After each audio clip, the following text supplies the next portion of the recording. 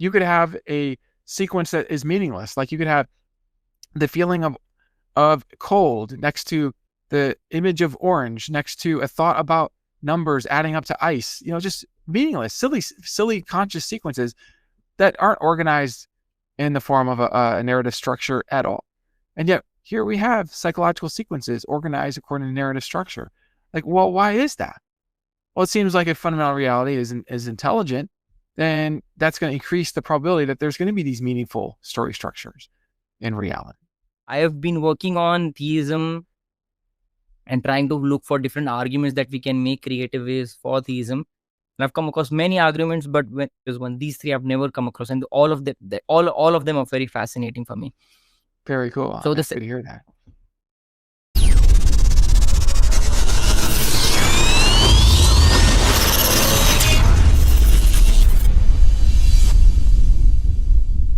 Whatever I found interesting regarding what you said about theism, I've kind of laid it down, and I might ask you regarding that. So on one of your discussion on YouTube's, I think it was Intellectual Catholicism. I think that was the name of the channel. The host was asking you that Robert Kuhn, for example, says that theism is the most simple, comprehensive, unified explanation. And would you agree? And you said yes, that is something everyone has to agree yes. to. Or everyone has to agree to that. It is the most simple, comprehensive, unified explanation, and it is so. It's something along those lines. You said that it is explanatory power is so good to the point where it makes people predict every aspect of reality. Can you very briefly expand on that a little? Well, I think so. You might need to help me out a little bit to kind of help me know exactly what you're thinking, because one issue has to do with the problem of evil. If this is what you're worried about, that it's such a powerful, because I do remember saying there's such a powerful hypothesis. Yeah. It's so explanatorily fruitful. It can help explain and illuminate why there's a material world, why the material world includes creatures, why there's a sense of right and wrong, all these things.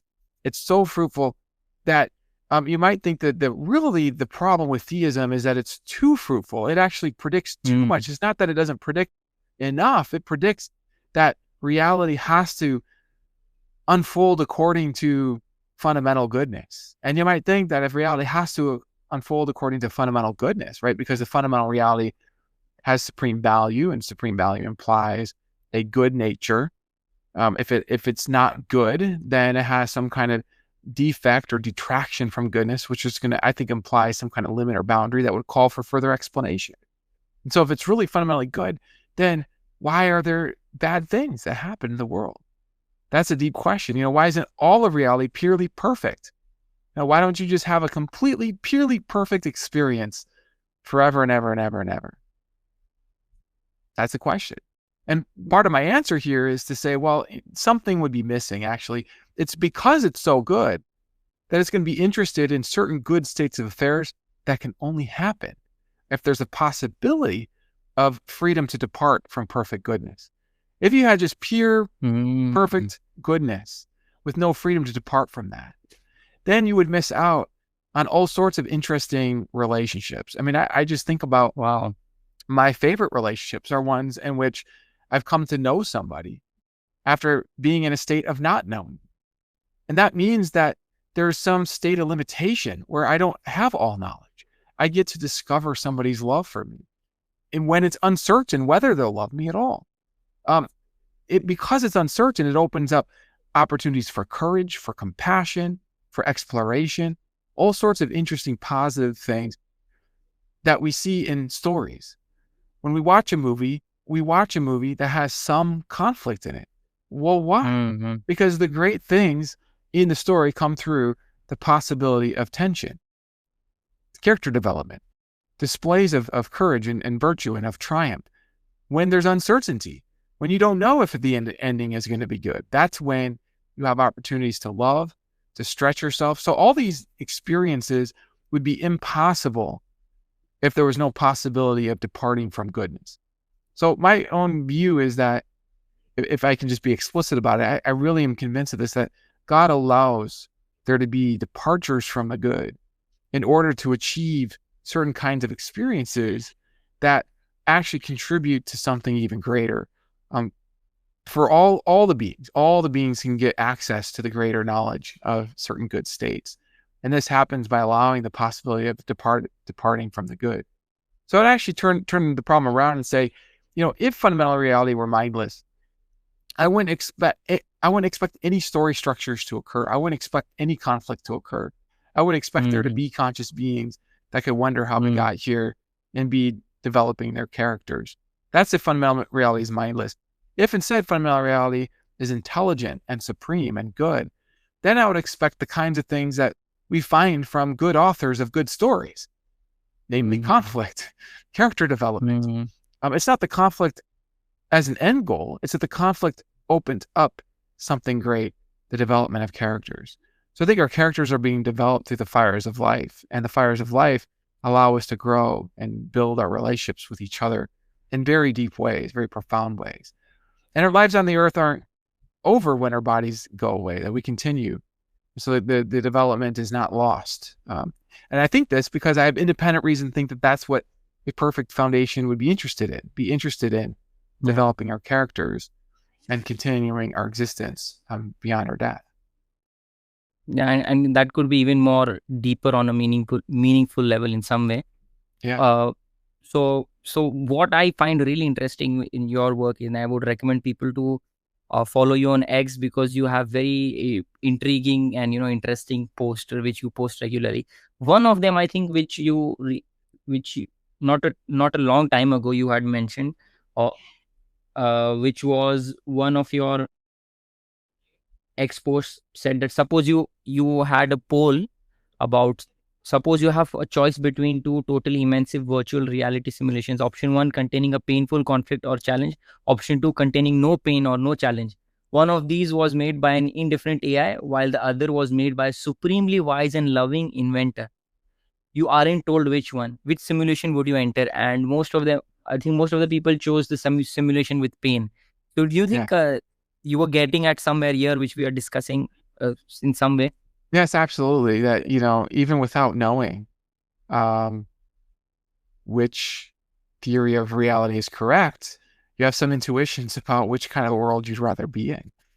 And the goal of that survey was to kind of get people's intuitions about it. The AI is like indifferent; it doesn't care about you, right? What are you going to expect from that?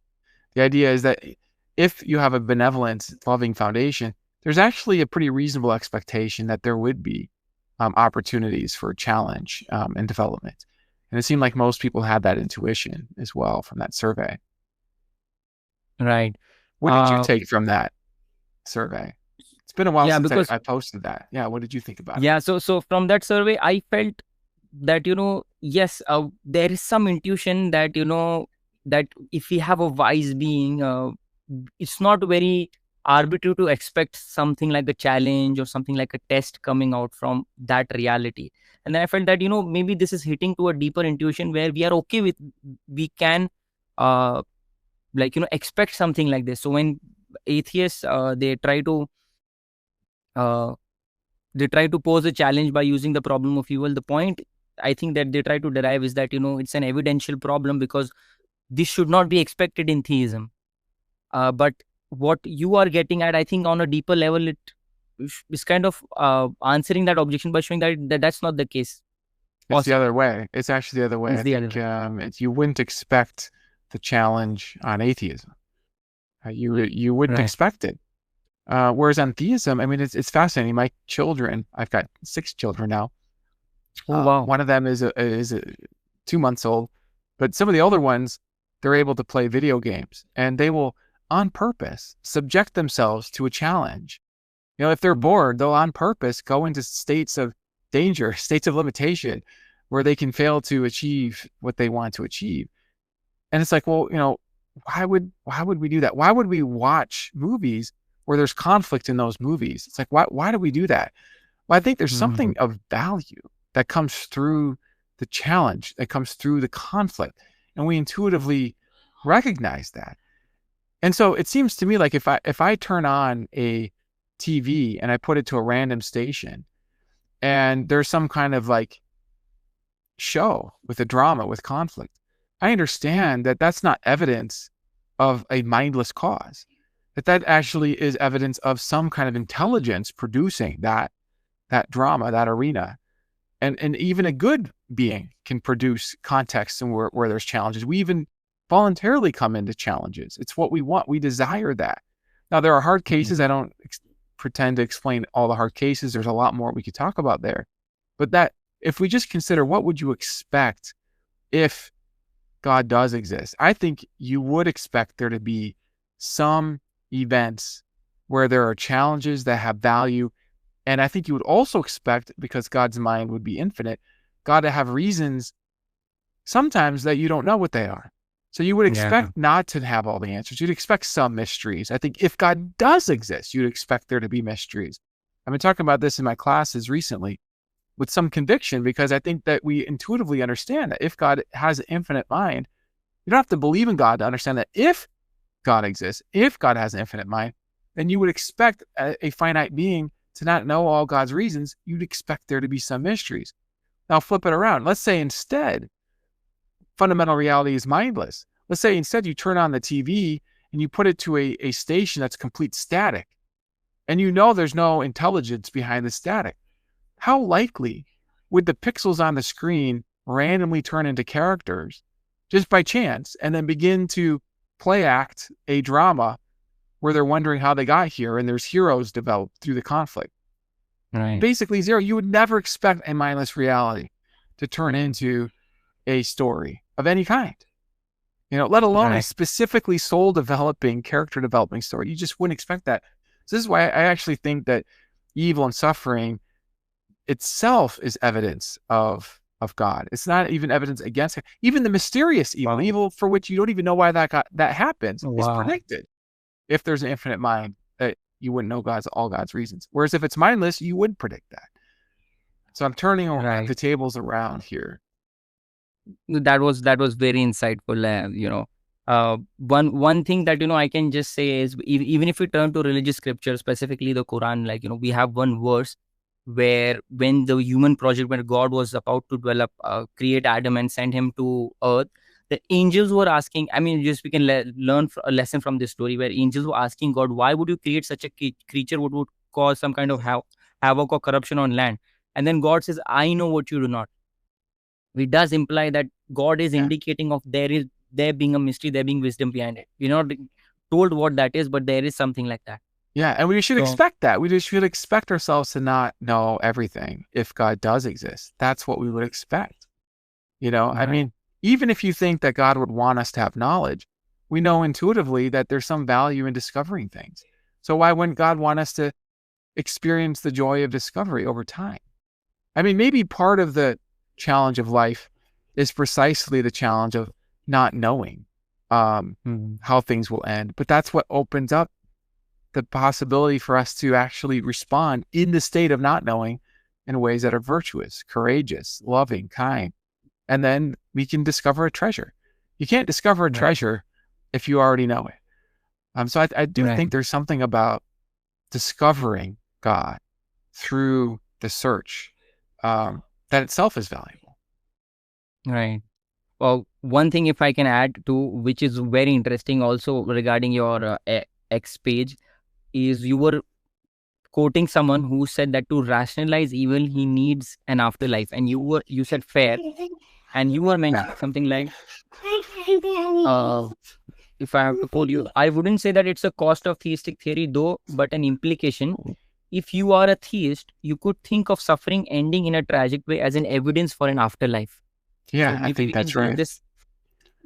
So this can also be used as a case for afterlife rather than something against theism. Would that? Yeah, I think it does help if you already think that God is real.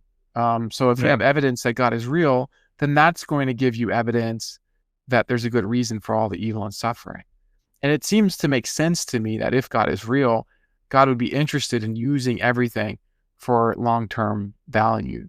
And this then can be turned into a very powerful, I think, reason to think that if God is real, then there is an afterlife, to explain why God will allow suffering. It's to achieve longer-term treasures within our souls and within our relationships that can continue. there was somebody who had a near-death experience where they reported leaving their body and having an experience of revelation from God. And they said that it was like part of their experience of revelation that they learned things in the body that they can't learn outside of the body. It's actually in states of limitation that they're able to like learn some things, including humility. Part of the experience was having experience of some other being that had a great character, and the person who's having the experience was wondering, how did you get that character? And the person who got the character said, I got this from the experiences in the body. You can only learn these things, develop these qualities in the body. And that furthermore, that what remains is your character and your knowledge, so that you can actually grow in knowledge and grow in character through the experiences here, and those continue along. So I do think that evil and suffering can, for a theist, be evidence of an afterlife. I've even wondered if, if even if you're an atheist, because you can think as an atheist, if God exists, right, then God would have good reasons to have an afterlife. And you can also think that if you're an atheist, that if God does not exist, then there probably wouldn't be any kind of story structure, because you could think about the fine-tuning argument. I mean, I guess maybe now you wouldn't be an atheist anymore if you're convinced by the fine-tuning. But it's a specific argument that it's not just the universe fine-tuned for life, it's fine-tuned for challenges, for growth and character development. And that's a fascinating thing. And even when there's tragedy, where it's like, well, how did that person develop their character? Well, that's where you have the argument that if God exists, probably there's character development and an afterlife. So that there's continual opportunities. Wow, I am really kind of, amazed by how, we could tie this together in a very nice way. One thing I would like to add, which is also very interesting. I had 3 points, but so I wanted you to address them separately. But I think because we are short for time, I would try to rush and combine those 3 points. So you have done extensive work, and now I think you focus more on the hard problem of consciousness, and you try to establish arguments for God's existence regarding that avenue. Yes, that's what I have seen.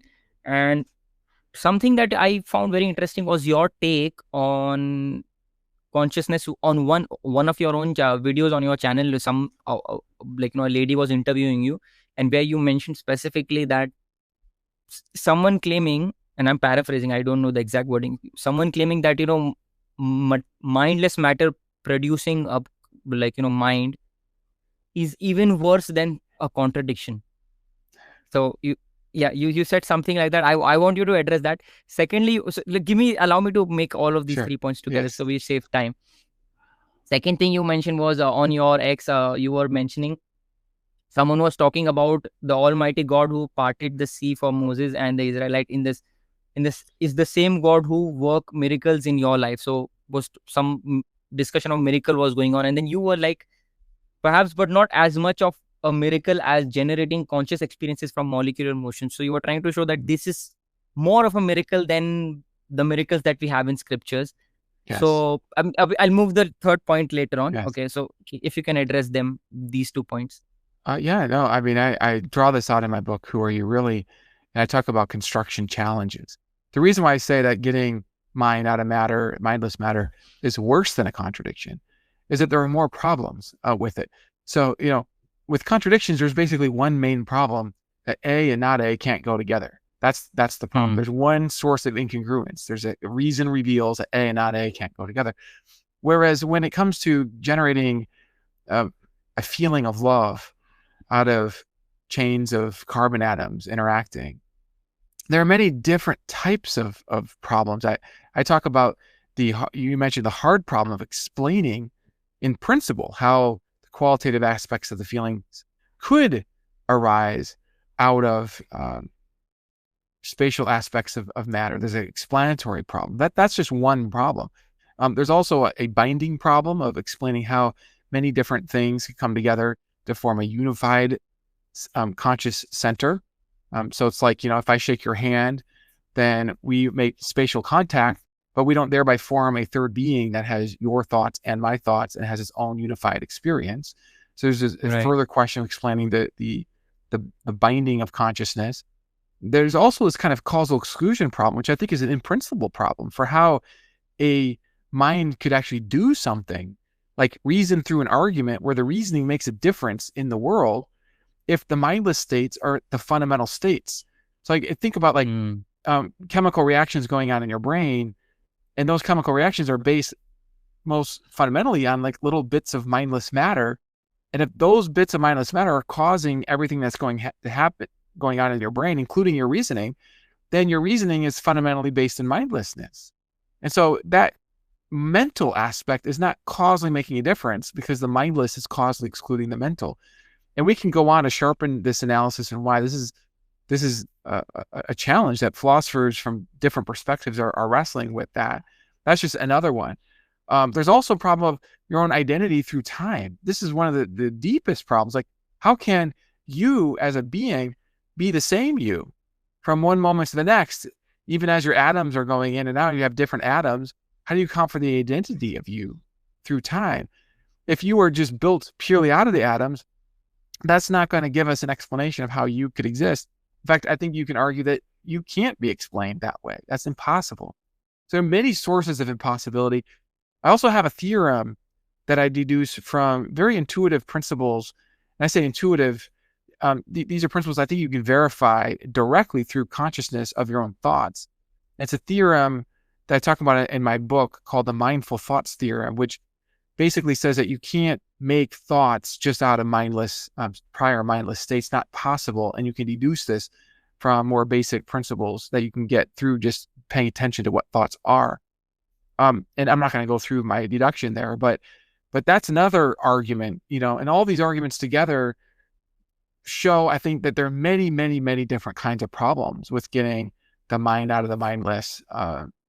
And so this is why I say, contradictions just have one problem.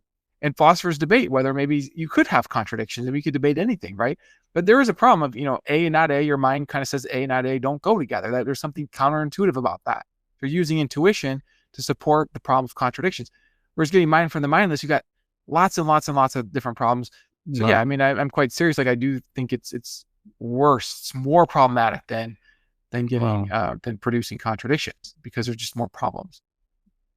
Well, hopefully, if in future I ever get the opportunity, maybe we can discuss on this topic. This is also a fascinating topic. I should say, for modesty's sake, I don't claim that each of those problems are sort of equally easy to see. I don't think that, right. and I don't think they're equally easy to see as a contradiction is maybe easy to see as impossible.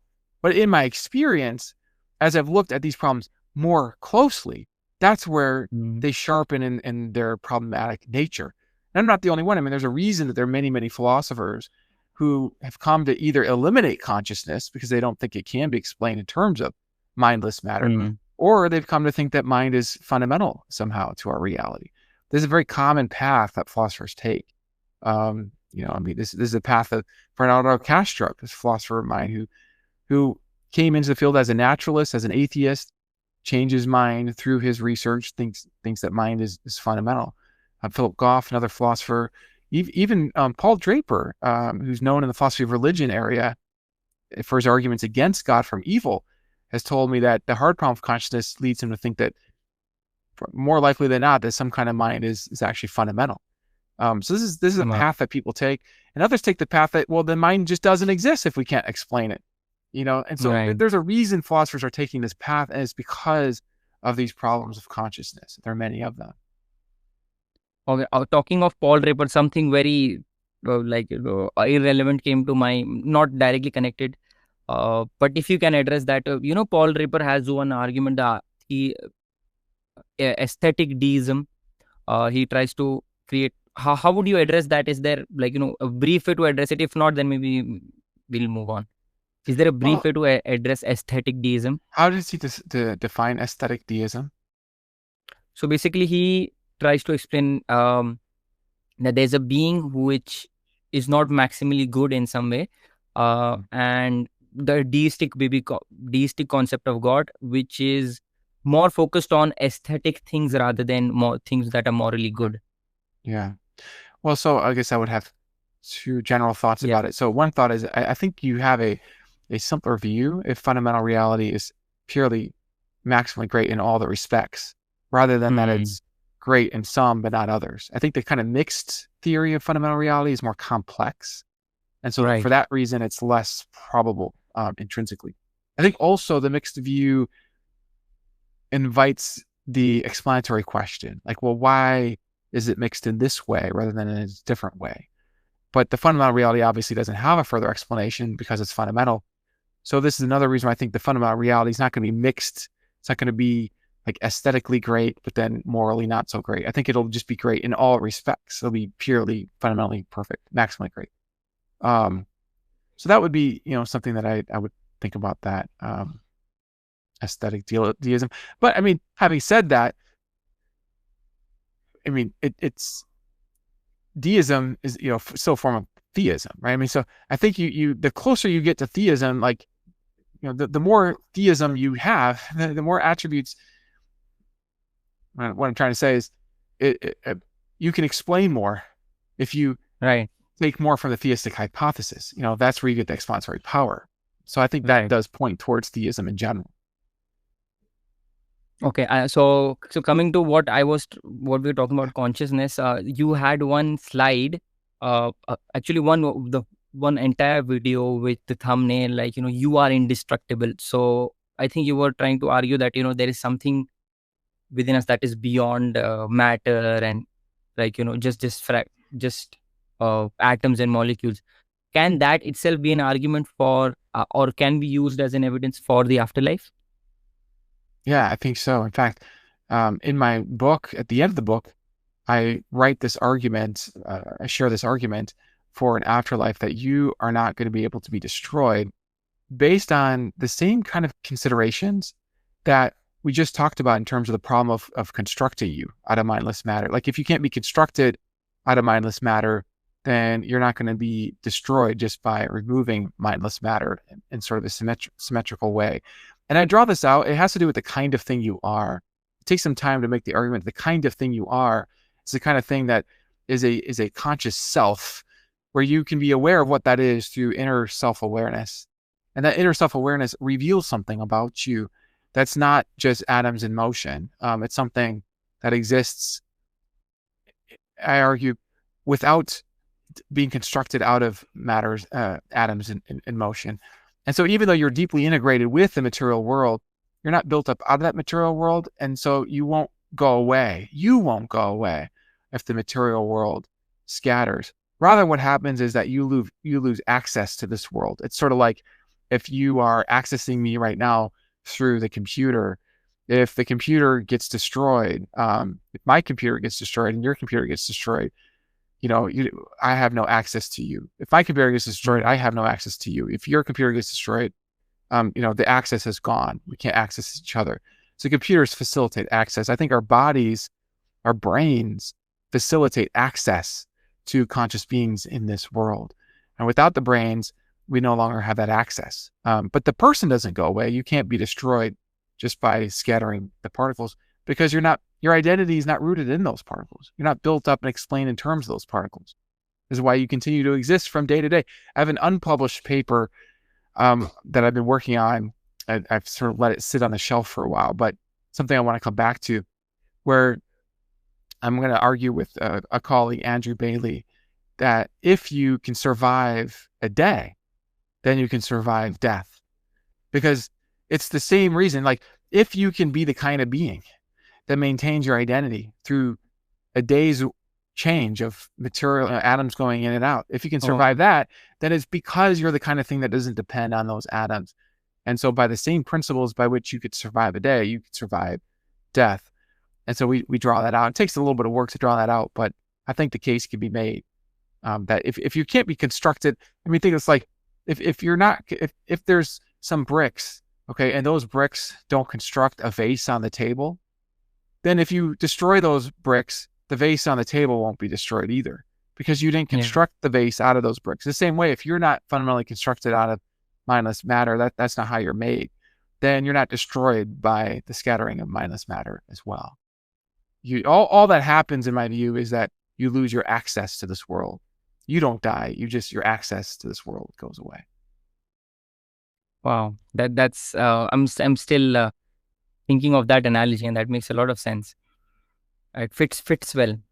So I don't want, because we have completed the 2 hour mark, I have like 4 questions, but if you have less time, I'll go with only one question. So let me know if you have if you have time, I can go with my 4 questions Well, this or is just one. so much fun. I would love to take all 4 questions. Let's do it. Oh wow. Oh, I'm glad.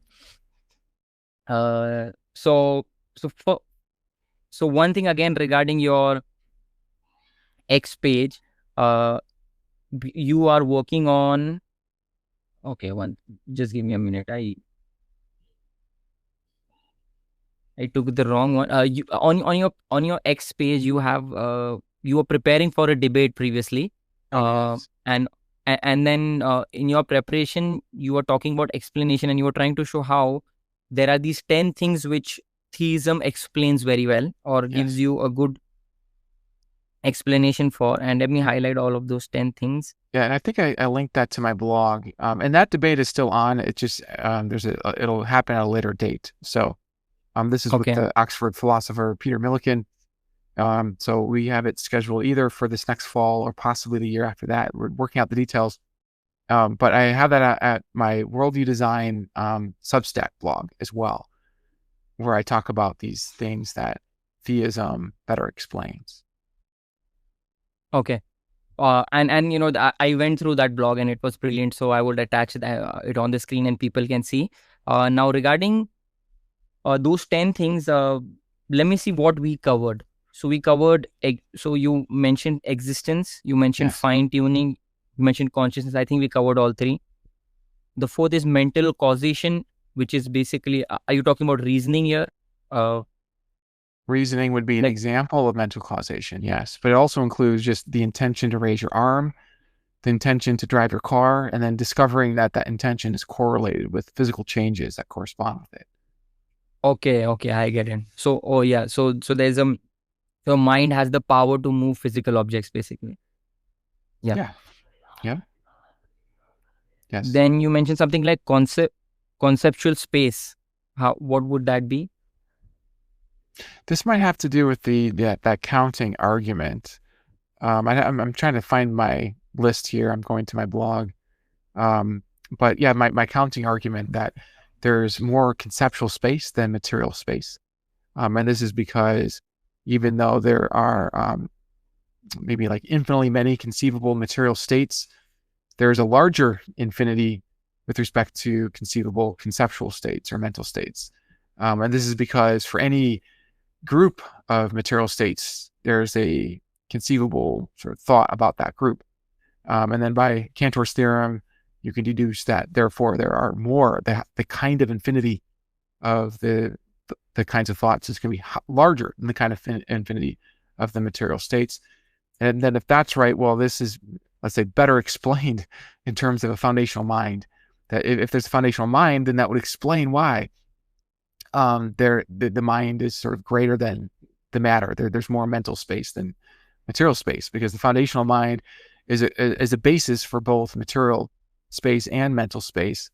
And so you can think of material space as sort of a subset of mental space, rather than the materialist idea that mental space is a subset of material space. Wow. That's very deep. It is I deep. might have to. Yes, forgive me for that Yeah. very brief summary, but there is that Mm. argument as well. So the sixth one you mentioned was moral awareness. We covered that. The seventh one was rules of reason. I think we covered that to Yes. some extent. Yeah. Eighth one was natural order. So would that be nomenological harmony? Are you talking about that? Or are you That talking could be about? included. Yeah, I mean, just the fact that Okay. there are kind of rules to our physical world. There's not complete randomness, chaos. We find rules in our video games that we create and participate in. Why are there rules? Well, we design them, right? If you have a random reality, well, it's not just given that there's an order to things. It's not just, part of the hypothesis that God doesn't exist, that therefore there's an order to things. Whereas it does seem to be quite expected if God does exist, there's going to be an order to things. There's reasons to organize things. So that would include all physical laws. You Okay. can analyze a law.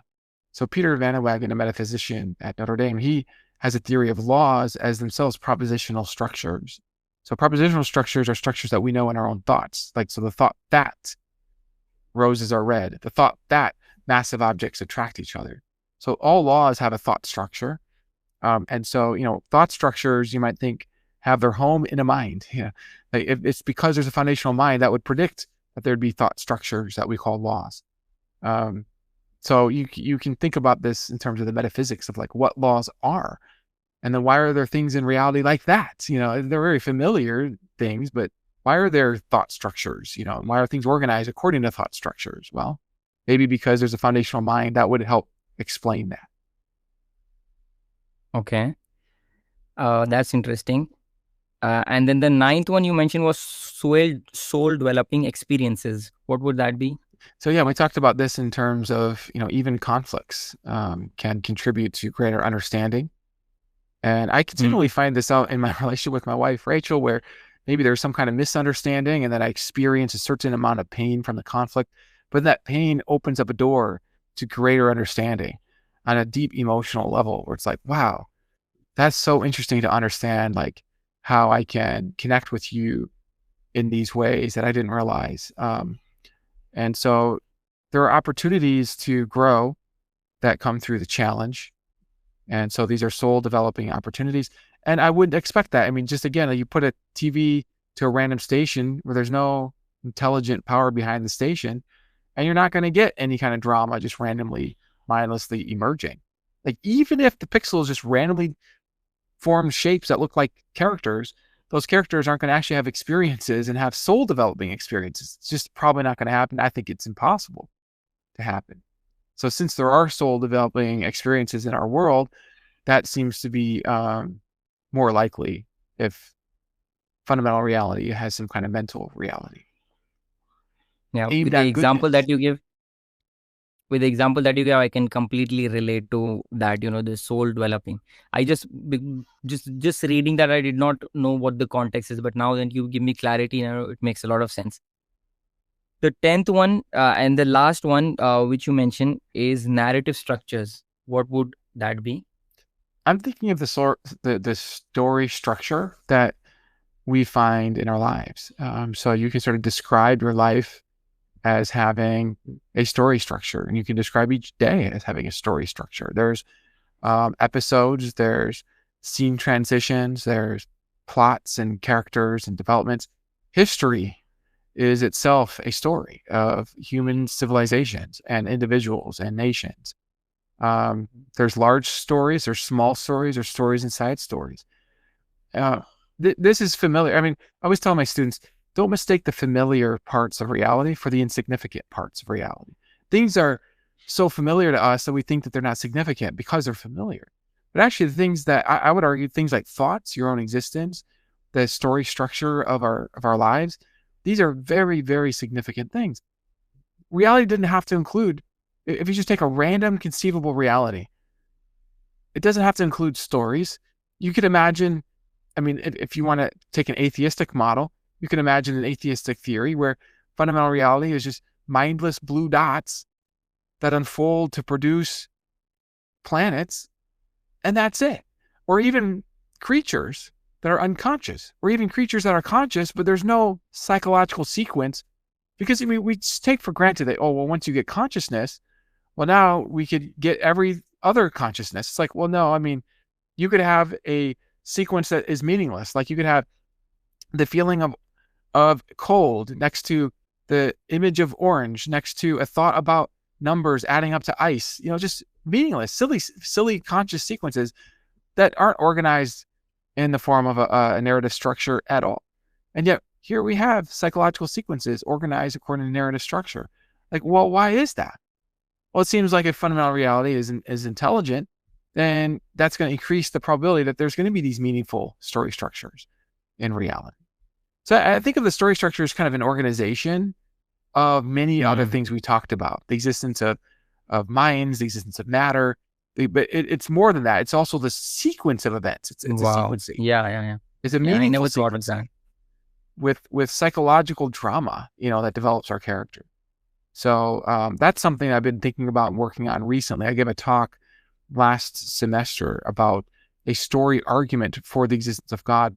And I'm actually co-authoring a chapter with Robin Collins, the philosopher who does work on fine-tuning. We're co-authoring a new story argument for God's role in the world through Christ, based on the contribution to a great story. And so I think there's a story argument for theism and a story argument for even more particular stories within of God's interaction with us in the world. And something, by the way, Wow. I think will appreciate this, is that we have sort of an inclusive approach. We sort of find the role of God in different traditions, and it's not that there aren't important differences, but that God himself is inclusive. Like, God connects to us in different ways, different contexts, and that it actually contributes to a greater story for there to be these different places, these different contexts, for discovering different aspects of God. This is not a pluralism that says that all ways are sort of equal ways, but it's more of an inclusivism that finds God's goodness in the different traditions, and all of that contributes to a great story, to great Yeah. So stories.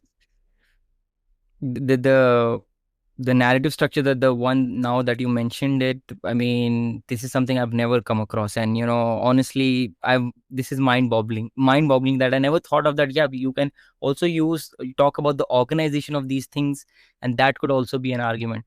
I have been working on theism and trying to look for different arguments that we can make creative ways for theism.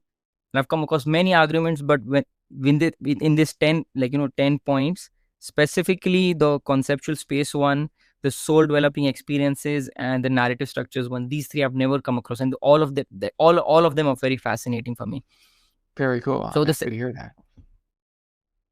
And one thing you mentioned about the inclusivistic model.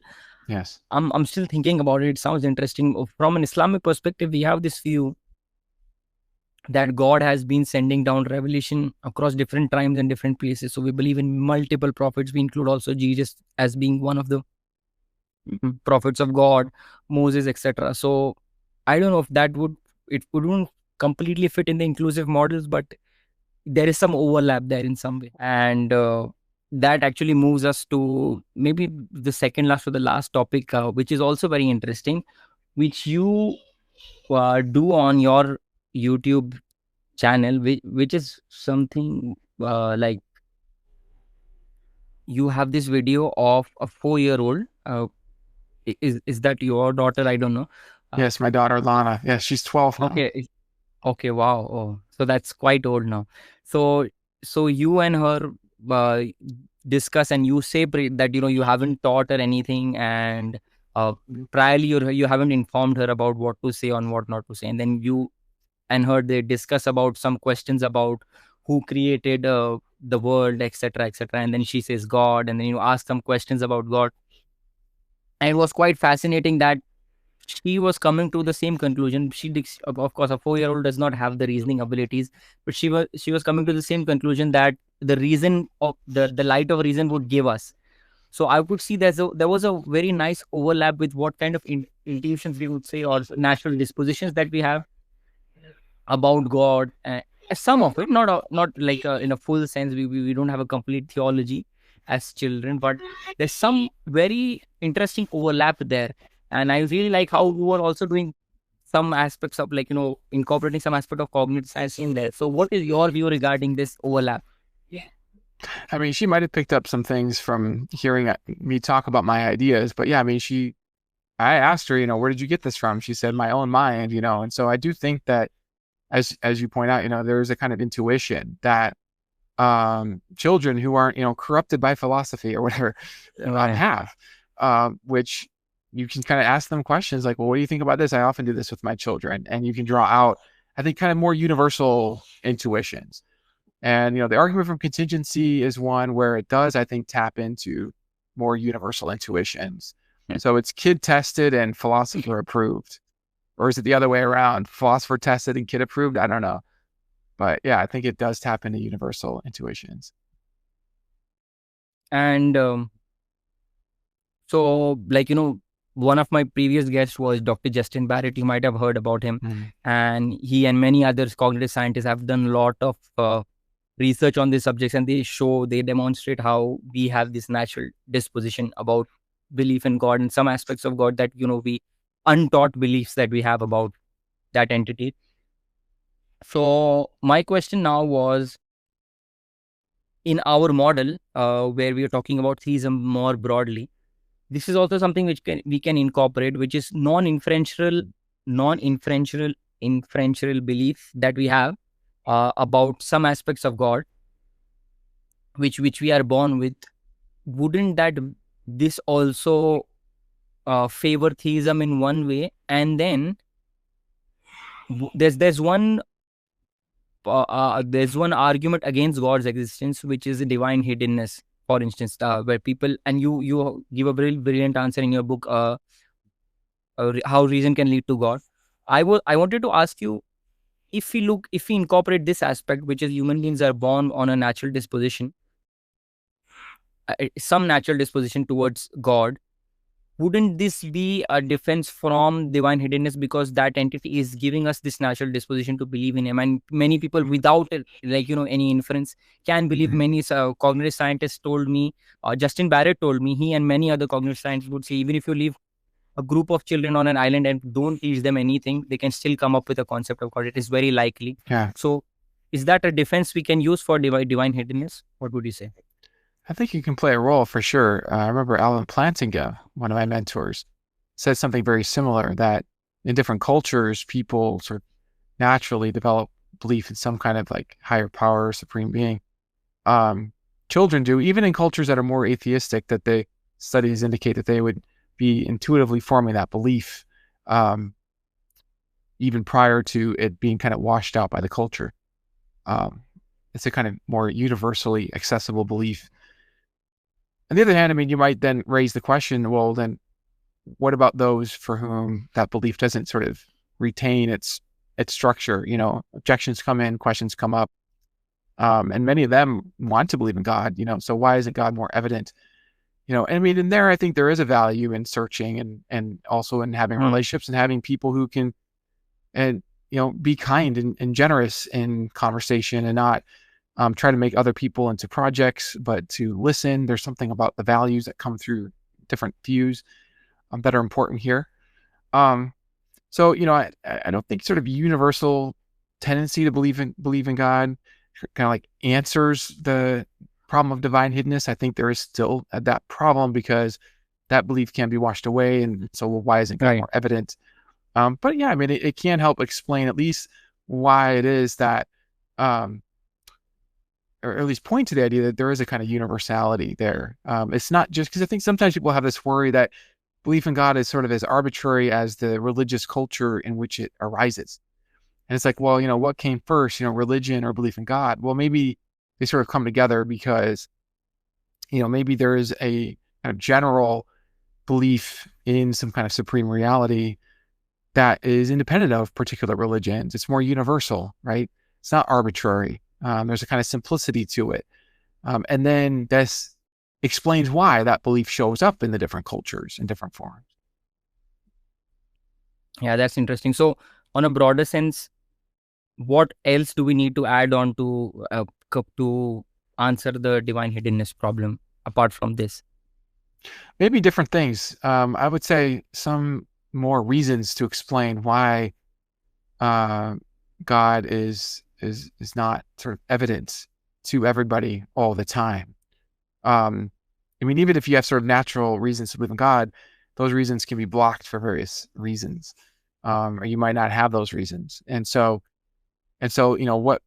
why might God allow that? And so, I mean, this is where I do talk a little bit in the book about possible reasons that God might have for allowing people to have that experience of searching and then discovering. The idea is that the lack of belief is not forever. So it's really the question is like, why would there be a finite period of time where you might not have that belief? And then I think it's going to require just reasons God might have for allowing that. Reasons we ourselves might have for not always having the treasure before our eyes, actually discovering a treasure.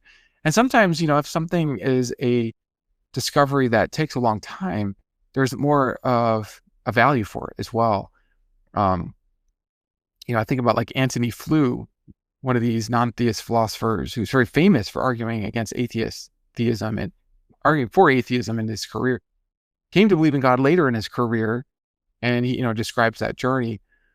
There's something about having that longer journey to discover something greater that you get more insights along the way. It's not that that's the path that everybody needs to take, but that is a path that has certain valuable results. The depths of insights that you get by going into a perspective for a long period of time can actually itself have value.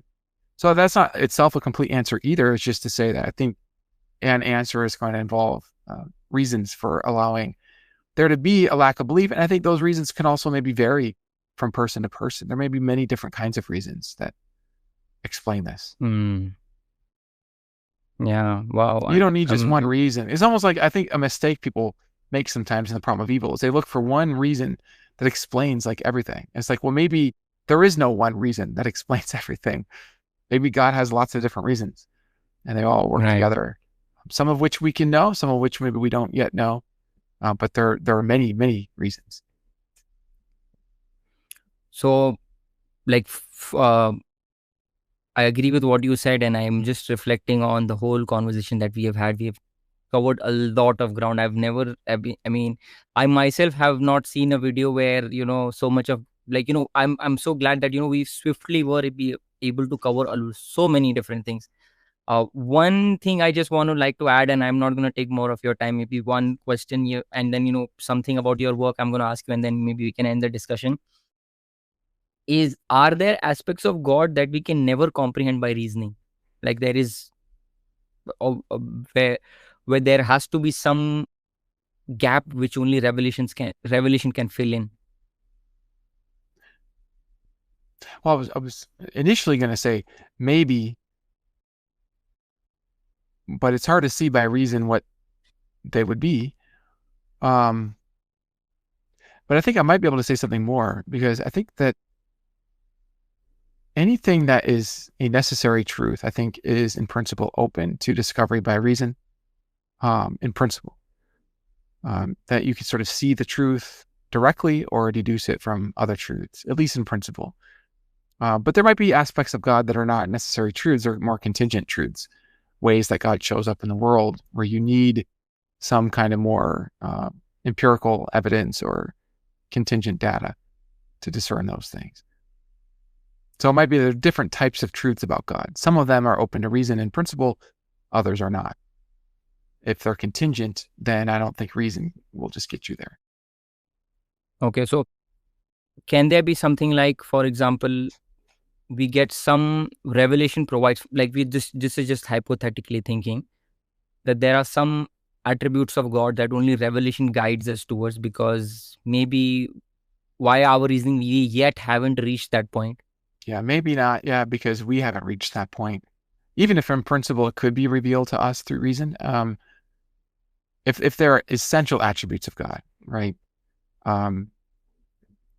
Maybe there are some essential attributes that we don't see how to arrive at them at present. But again, I don't want to like close the door, say, hey, it's impossible for God to reveal that to us through reason. He has to reveal it to us through this other way. I don't know. That's not clear through reason or revelation. So that's open to me. Yeah. No, that makes sense.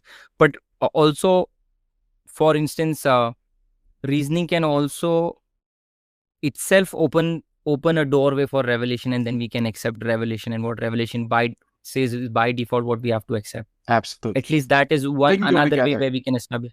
Yes, they can go together. They don't exclude each other. Yes. Okay, so that was one more question I had, which we covered surprisingly. I did not expect we would be able to cover so much. Now, this is just one last section we have, which is regarding some of the papers that you have written. You just have to, it would appear on the screen, and you can just give us a brief explanation. One paper one of your paper known as "Why God Cannot Not Exist." Can you just highlight what do you address in that paper? What was your main conclusion that you derived? That paper is a response to Richard Swinburne, who's argued that Okay. God's existence is not a matter of metaphysical necessity. And I consider his arguments there and make the case that actually there could be a necessary thing. And I also think that the argument from contingency is a good reason to think that God is a necessary reality. So that's all So I can basically, probably say about that. Yeah. and then there's one more very interesting. I was not able to read it. I tried to. So that is why I'm just asking your opinion on it. One more was, does atheism entail a contradiction? So would you say that the atheism entail a contradiction? Yeah, so that's a kind of a longer discussion, but just very briefly, I, to kind of my own surprise, found a pathway purely from reason that says, if God doesn't exist, then we can deduce a contradiction. And one pathway actually takes the contingency argument. So, like, basically, if God doesn't exist, then it's true that God doesn't exist. If it's true that God doesn't exist, then something's true. If something's true, then something exists, because truth corresponds with what exists. If something exists, well, then that was the premise that leads us into the argument from contingency. Now you run the argument from contingency where you use the steps by reason. So it's by reason that if something exists, that there's got to be a foundational reality to explain contingent reality. And that's by reason that the foundational reality has to have a supreme nature. Otherwise, it's not foundational. So I show how the steps of reason can deduce a contradiction from God doesn't exist to therefore God does exist. And there's another route I take through conceptualism. And these are two different routes that you can explore as why, in principle, yeah, maybe atheism actually is self-contradictory. Okay. One, just one statement I have, and then the last question, and then we are ending this discussion. I have taken a lot of your time, and I'm really thankful. So maybe what we did not cover in this discussion is also something which you have contributed to, which is modal contingency arguments, which I can highlight on the screen, and people can go and watch in themselves the lecture, or you have a complete course where section 5 deals with that. It was very interesting for me, where you use just the mere aspect of modal logic and possible thinking of possibilities can lead you to believe in God. So if you want to very briefly address that. Yeah, I actually discussed that at the end of this book. I give a modal argument just from possibility. The idea is that if it's even just consistent with reason, that there's a cause of contingent things. If it's consistent with reason that there's a cause of limited, finite, imperfect things, then you can derive the possibility of a perfect being. And then from there, there's a way of arguing that a perfect being either necessarily exists, or because its perfection spans all the possible worlds, if it doesn't exist, then it can't exist. It's not even possible for it to exist. So if you can show that a perfect being possibly exists using this modal argument, then that's enough to deduce now that it actually exists. And I worked that out in some detail, consider some objections. So there's this whole class of arguments from possibility that I think are pretty fascinating as well to explore. Yeah. So having said that, the last question for the night is something again which is your work, and I'm trying to concentrate on all of your contributions to this field. And one very important contribution of yours is on the correspondent theory, on the theories of truth, the correspondent theory of truth. Now, people, if they are interested, I can attach your contributions, your paper. One question that I have is, in this time when we are trying to use the light of reason to guide ourselves and others, we are actually living in a culture which is very postmodern or metamodern in nature, where people have forgotten the whole idea of what truth is, and they have a very relative understanding of truth.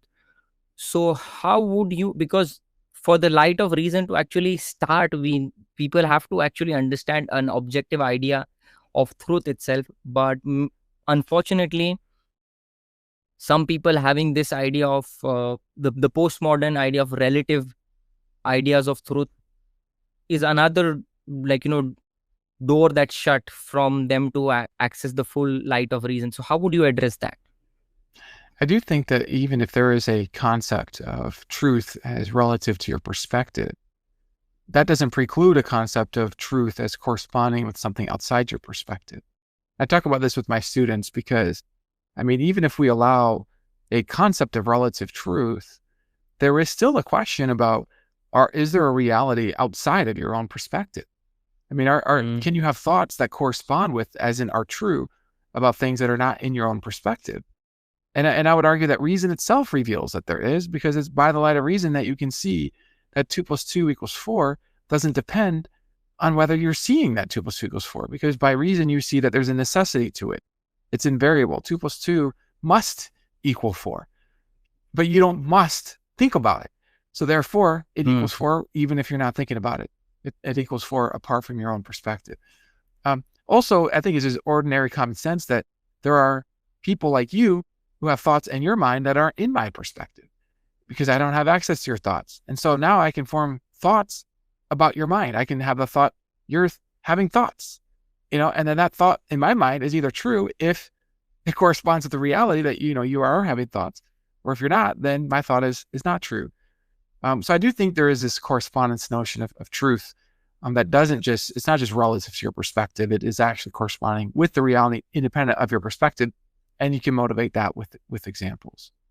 I mean, you could also argue maybe it's self-defeating to say that all truth is relative, because that very statement then is not objectively true. It's just relatively true. But I mean, that just shows that you do have beliefs that can correspond with your own perspective. It's just that just because you have beliefs that correspond with your own perspective, that doesn't mean that you can't have beliefs that also that don't also correspond with the things outside of your perspective. And that's all you need for objective truth. Okay, so those people can still in some way have access to the light of reason, and then come with us on this journey. Okay, so that was brilliant. Yes. So in terms of closing statements, I mean, I can't even express how grateful I am that I got the opportunity to speak to you and to learn so many insightful things from you. I hope I did, I hope you also had fun in this discussion. Yes, absolutely. This is one of my favorite things to do. So thank you for the opportunity. And thank you for giving me the opportunity to interview you. And maybe in the future, if I'm lucky enough, maybe I'll get, if you're working on something new, I might ask you to, come back on the channel and, give us some new insights on this. So any new thing that you're working on, anything that you did not mention yet, something new that you're working on, and how can people reach you, if you can elucidate that? Yeah, I think right now people can follow me on X. I'm kind of rebuilding my website, joshualrasmussen.com. But yeah, you can follow me on X. You can read my blog, my Substack at Worldview Design. I have some plans for building up my YouTube channel, the Worldview Design YouTube channel. And I would say, yeah, what I'm working on now, I actually transferred over to Baylor University, and I've been teaching there now. So I'm a professor there, and I've been starting a new book project on the nature of consciousness. So, I have the book, Who Are You Really? I've been kind of working on shorter book, maybe a little more popular level, but that just says some different things. Again, arguing through certain lines that some kind of mind is fundamental. And I want to say something more in this book about our own relationship to fundamental reality. I think there's a kind of intimacy there that is required for us to operate in this world and for us to be alive. So that's something I've been working on, this new book on consciousness. This is a topic I'll probably continue to work on for quite a while, because it's very fascinating, and there's so much to do. There's a lot of progress to be made, and I love it. So thank you again for this time. I mean, I just love being able to go into a lot of detail on the different topics. Hopefully you can use this interview to kind of help guide people on different steps towards the treasure. There's just different aspects here that people kind of get caught in, and just take some time and go carefully, step by step, I think is so important. So thank you for that. It was my utmost honor to have you on this platform. And maybe in future, if I ever visit where you are, I would love to actually meet you in person also. Thank you. Most welcome. I love that. And thank you so much. Have a good night. All right, you too. Bye.